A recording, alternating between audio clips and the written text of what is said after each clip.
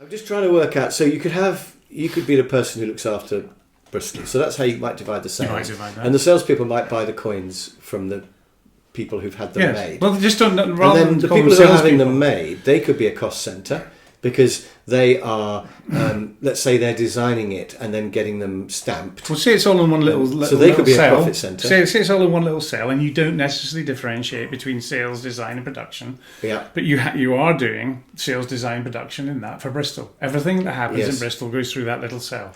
Could I have a sort of, horrible to say, matrix? Oh, I don't like matrix. Don't mention matrix. But could I have a system? Network, I think you want. Well, a system where there's somebody in charge of the new King Charles coin, the coronation coin, right? And they are a profit centre. So they design it and they get it made by the Royal Mint for a cost, and then they sell it on for a bit more internally. Mm-hmm. And then, so you've got people in charge of each coin. Somebody else is doing the COP27 coin or whatever. You've got all these different coins, and each person it owns those. Somebody could own more than one, but they're owned, and then they are selling those to the people who have a district. So the Bristol person would be buying coins from maybe the COP21 and the Charles person. Yes, you can. It feels a little bit like that's push though. But everybody is at least a cost centre. Yeah. A profit centre. A profit centre, Yes. And that would be like a supply chain, but you don't really get supply chains pushing stuff through. Yes, it's like, I've made this coin, do you want it? Rather than, my guys really want a coin for the so-and-so. Yeah, they haven't bought a coin for 3 months. They what collect can I coins. have? What do you got? Yeah, what's news? COP27. The worst coin ever. One that's rolled in glitter. Yeah, the one that delivers nothing at the end. Yeah, it's just going to have but that would then say, look, we need to commission something. Yeah. And our guys in Bristol here, they think this, and Bernadette in Birmingham, she says that they're... But the guys who are making the coins would have an incentive to come out with a new one. Yeah. So if I've got the Charles one and it's started to not sell very well anymore because everybody's bought it, I'd be going to the Camilla one. To the salespeople saying, I've had an idea. Let's do a Camilla's birthday coin, or let's do, I've noticed that, let's do an autumn coin with conkers on or something. And I'd be coming up with ideas, and the salespeople would be going, I don't want that. Or, I could have that. It's still a bit push, though, isn't it? But they might say to me, if you could do a coin with this on, exactly, and I could say, oh, okay, I'll design that and get it made for you. Yeah. Would you, to their clients, as they're delivering the last coin, they're saying, would you be interested in a coin that's... Yeah. And they say, oh, no, not really. If it was smaller, because, budgets are tight. But if it's a half sovereign, okay. So you go back and then you say, look, we're probably going to need to do like a wafer thin coin because that's the way the market is at the moment. Yeah. What can we do? And they don't care about... Well, what about the argument they probably do that already? In that the marketing department probably do talk to the sales order receiving people. Yeah. I don't know how good the relationship is between the sales order receiving and the actual customers. I mean, do they just wait for it to come in, or do they say, what sort of coin would you really like? And what's been your favourite one over the last 5 years? And if we did more of those, we love the one with the bird on. Oh, well, let's make a collection of British birds then, or whatever, But I guess they probably do that.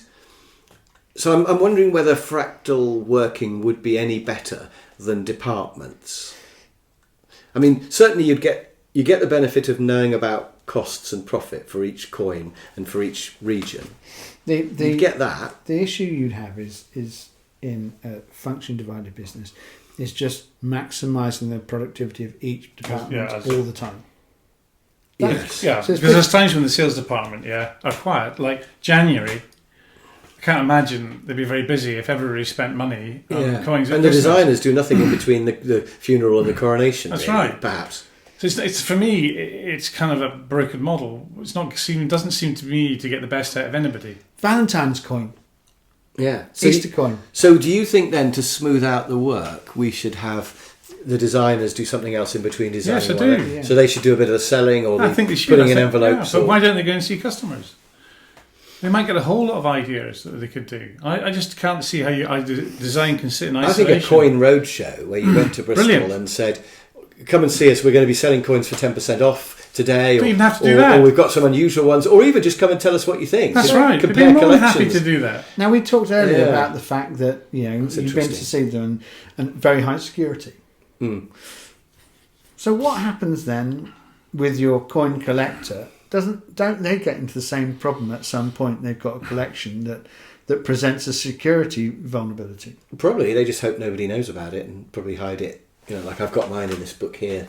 Oh yeah. You know, you just would never find it in a million years. Yeah, you've got the ISBN number. You'd never think it was in there. No. Well, now we know. And again, you know, do you spill out into some added service where you look after coins or look after collections, or you provide security, or you provide security equipment?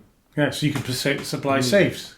Yeah. Because there are all these... Also display equipment, because you might want to, you know, show your collection in a new, superb... Yeah. Also, but you might want to have some way where you can put them all... Because some people might want to display them in their house. I could see there could be all sorts of extra things you could sell. But you'd only have that with a relationship with the customer, wouldn't you? Yeah. And at the moment, it's nobody's job to think of things like that. Just as it wasn't my job to think of video making when I was a trainer working for university. But when you're your own person, you start thinking, I could sell them this as well. Particularly when the customer asks, do you do this as well? Which they would if you were talking to them. So I think you're right. So all I can be right about is that every business is a puzzle. And even businesses which are going well and smoothly, you can't stop treating them as a puzzle because you know challenges are going to come. Yeah. Whether it's COVID or whatever, there's going to be puzzles to solve. But fractalism is another tool to help solve the puzzle.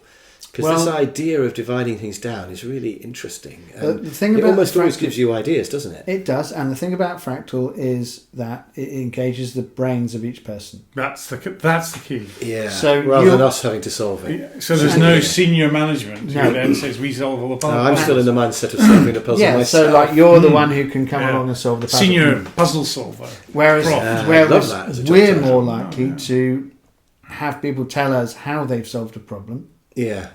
And what opportunities that's provided, rather than saying, "Oh, I've got this problem. Can you solve it for me?" Which they don't tend to do.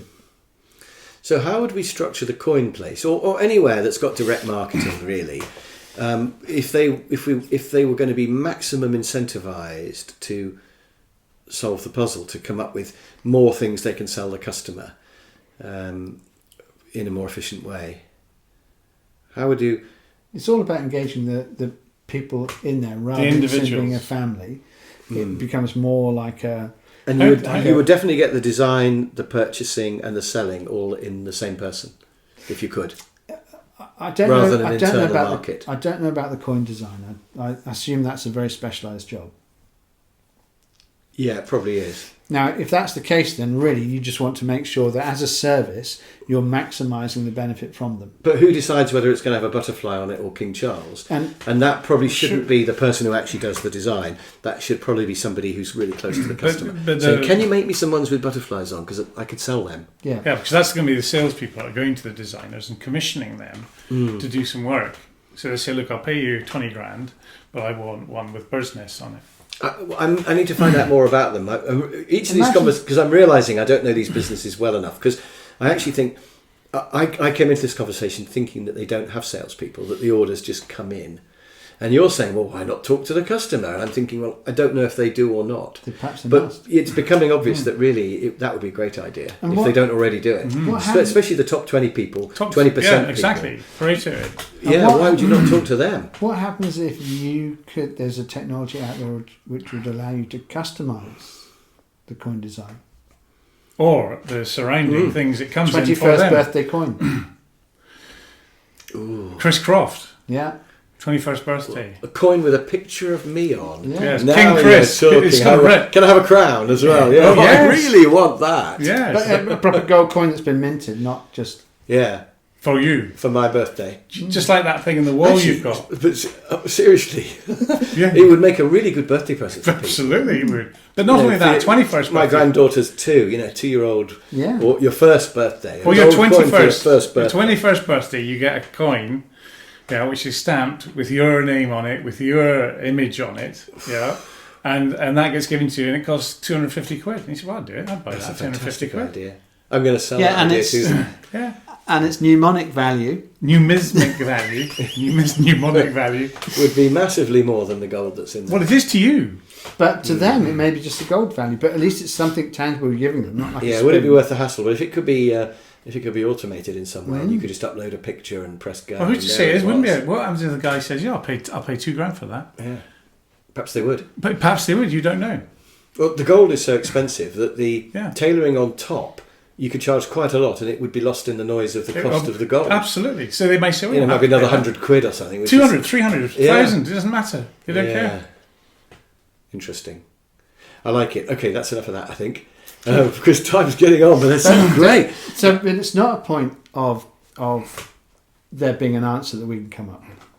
It's a point of engaging all the brains in an organisation to think new things, to think new thoughts, and challenge everything, and giving them the freedom to at least experiment with the conversation with the customer. But you're better able to think those thoughts if you've got ownership of the design and the manufacturing and the selling. And you see how you picked up a thought as you took it further.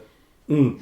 And really, it's having that fertile ground for lots of different ideas, a melting pot, which you don't have when it occurs in the mind of a single person who's got, how invoicing to worry about. You might year-end accounts to worry about. Have the chips on the canteen, or even just design. I just design the coins I'm told to design. Yeah, that's my job. Is if you ask me to do it, I'll do the layout.